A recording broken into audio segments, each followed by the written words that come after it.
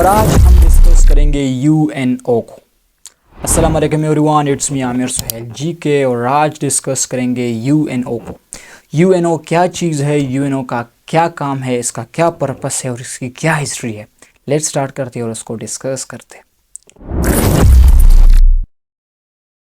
हाँ, तो यूएनओ इसका जो एब्रीवेशन है वो है यूनाइटेड नेशन ऑर्गेनाइजेशन।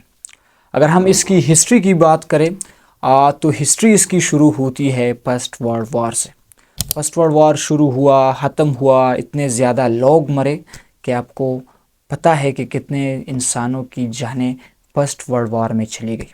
फिर सेकंड वर्ल्ड वॉर आया जिसके अंदर बहुत ज़्यादा लोग मरे, जिसके अंदर यूएसए ने नागासाकी, हिरोशिमा जैसे बड़े बड़े न्यूक्लियर अटैक्स किए जापान पर और बहुत ज़्यादा जो है जानें चली गई।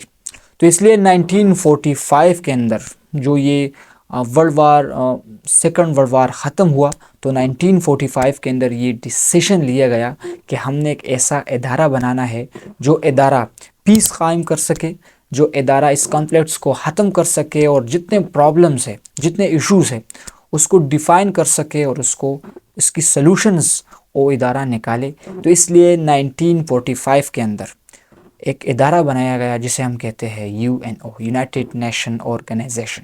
ये इदारा बनाया गया 24 अक्टूबर 1945 के अंदर और इसका जो पर्पस था वो था पीस कायम करना, इंटरनेशनल रिलेशनशिप पे काम करना, human rights of problems, issues को हल करना।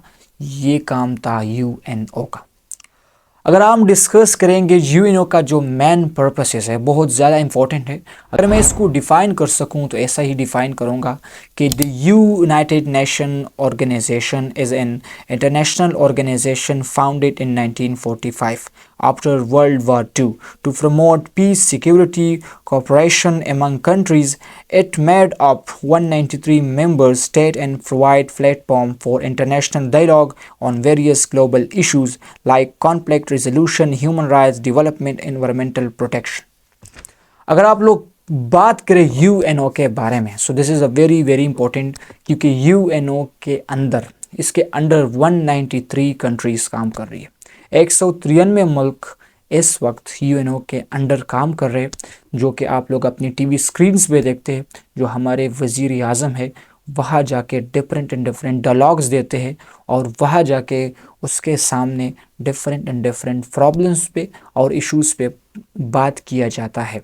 लेकिन मैं आपको ये बात बताता चलूँ, this is a very important, जितने मुस्लिम्स इश्यूज़ आए, जितने मुसलमानों पे इश्यूज़ आए, उस पर प्रॉब्लम्स आए, मैं कहता हूँ आज तक यूएनओ ने कभी भी उसे हल नहीं किया। ये लोग ये क्लेम करते हैं कि यूएनओ बनी है पीस के लिए, ये लोग ये क्लेम करते हैं कि यूएनओ बनी है इंटरनेशनल रिलेशनशिप्स के लिए, ये लोग ये क्लेम करते हैं कि यूएनओ बनी है ह्यूमन राइट्स के लिए। सो this is a very very important the 3 points, क्योंकि लोग क्लेम करते हैं कि ये जो इदारा है यूएनओ ये बनी है ह्यूमन राइट्स के लिए। तो ये क्लेम क्या इस वक्त ठीक है? अभी जो ये कॉन्फ्लिक्ट्स चल रहे इज़राइल के आप देखें या फ़लस्तीन के देखें, तो क्या वहाँ पर ये जो इसके पर्पसेस है, क्या ये वहाँ पर एडजस्ट होते हैं कि नहीं होते? This is a very very important question to you. अगर हम इसकी फाउंडिंग एंड पर्पस की बात करें, so this is a very important. ये बनाया गया था 24 अक्टूबर 1945 के अंदर और इसका जो पर्पस था बहुत ज़्यादा इंपॉर्टेंट है। चलो इसकी पर्पस को डिस्कस करते हैं। First purpose is international relationships and security या international peace and security. This is a very very important point. This is the first purpose of UNO. UNO का जो फर्स्ट पर्पस है वो है इंटरनेशनल पीस एंड सिक्योरिटी, जो कि बहुत ज़्यादा इंपॉर्टेंट है। यूएनओ ये क्लेम करती है कि हम लोग पीस लाते हैं दुनिया के अंदर, जितने कॉन्फ्लिक्ट्स है, जितने प्रॉब्लम्स है, जितने इश्यूज़ है अबाउट पीस, हम उसको हल करते हैं। हम जो है उस प्रॉब्लम्स को, उस इश्यूज़ की सलूशन निकालते हैं। सो ये जो क्लेम करते हैं लोग, क्या ये सही है या गलत है? Very important. ये जो फर्स्ट पर्पस है ये है इंटरनेशनल पीस एंड सिक्योरिटी, जो कि आज तक इन लोगों ने कभी भी हल नहीं की।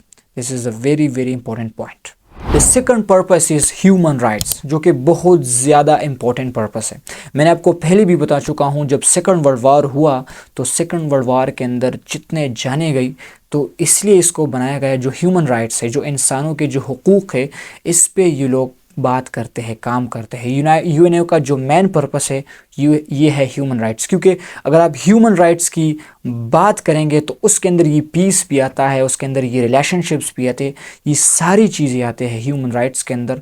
अगर आप देखें इस वक्त जो सबसे ज़्यादा जुल्म हो रहा है वो हो रहा है मुसलमानों पे, वो हो रहा है मुस्लिम्स पे। आप पैलेस्टाइन के अंदर देखें, आप इराक़ के अंदर देखें, शाम के अंदर देखें, डिफरेंट कंट्रीज़ के अंदर आप देखें, तो सबसे ज़्यादा जाने जो जा रही है वो जा रही है मुसलमानों की। सो this is a very important कि यूएनओ ये चीज़ क्लेम करती है कि हम ह्यूमन राइट्स के लिए काम करते हैं। तो क्या ये क्लेम यूएनओ का सही है या गलत? थर्ड पर्पस जो है यूएनओ का वो है इंटरनेशनल रिलेशनशिप्स। यूएनओ ये क्लेम करती है, वो ये कहती है कि हम लोग इस पर्पस के लिए काम करते हैं, जो इंटरनेशनल रिलेशनशिप्स है, जो 2 कंट्रीज़, 3 कंट्रीज़, 4 कंट्रीज़, 5 कंट्रीज़ के अंदर जो रिलेशनशिप चल रहा है उसको कायम करना और उसके जो इश्यूज़ है, उसके जो प्रॉब्लम्स है, उसको हल करना, ये हमारा काम है। जो आज तक मुझे तो नज़र नहीं आ रहा, आप देखें इंडियन एंड पाकिस्तान के जो रिलेशनशिप्स है, आज तक यूएनओ ने उसको हल किए नहीं। This is wrong. आप लोग जो है डिफरेंट कंट्रीज़ और भी ले सकते हैं, जैसे कि आप लोग यूएसए एंड ईरान के जो कॉन्फ्लिक्ट्स चल रहे हैं, आप उससे देखें तो क्या उसको हल किया जा रहा है उस रिलेशनशिप्स को। आप ईरान और इसराइल के जो रिलेशनशिप्स है उसे देखिए, क्या उसको हल किया जा रहा है। सो this is a very important thing, क्योंकि ये लोग ये क्लेम करते हैं कि हम इंटरनेशनल रिलेशनशिप्स के अंदर काम करते हैं। ये क्लेम भी मैं कहता हूँ, ये भी इसका जो क्लेम है बिल्कुल रॉन्ग है, ये भी अगेंस्ट जा रहा है बहुत ज़्यादा कंट्रीज़ के।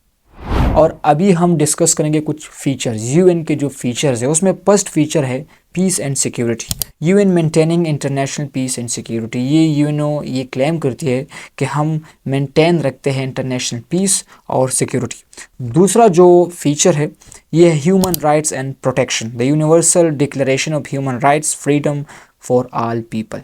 ये लोग ये क्लेम करते हैं कि जो फ्रीडम है सारे इंसानों के लिए, इसको हम कायम करते हैं। हम ह्यूमन राइट्स को डिस्कस करते हैं और जितने ह्यूमन राइट्स के जो प्रॉब्लम्स है और इसके इश्यूज़ हैं हम उसे हल करते हैं, उसकी सोल्यूशन निकालते हैं। तो ये 2 सबसे बड़े फीचर्स है यूएनओ का, जो मैंने बताया, peace and security, human rights protection, ये 2 बड़े फीचर है यूएनओ का।